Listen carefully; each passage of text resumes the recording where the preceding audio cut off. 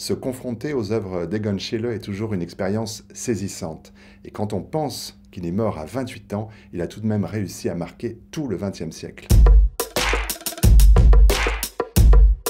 J'adore Egon Schiele. Fascinant. Dense. Lumineuse.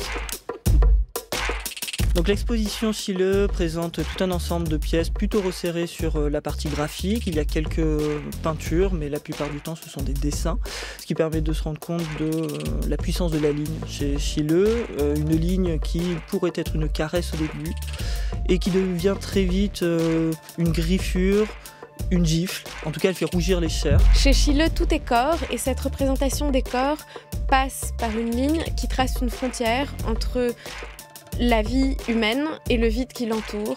Finalement, c'est une manière d'exprimer tout le mystère de l'existence. Egon Schiele chez Louis Vuitton, disons que le dessin est mieux que l'exposition. Et il est mieux pour cette ligne absolument formidable, virtuose, l'audace des cadrages, la puissance des poses, leur crudité. Le thème de Schiele, c'est aussi bien sûr la fureur du désir, de son auto-érotisme, de son narcissisme, mais aussi celui qu'il voue aux jeunes hommes dans certaines séries, ou au contraire à sa femme, aux jeunes filles, à sa sœur Gertie. Ce furieux désir, cette urgence du désir se mêle très vite à la nervosité de l'époque, et c'est ça qui est assez fabuleux chez lui.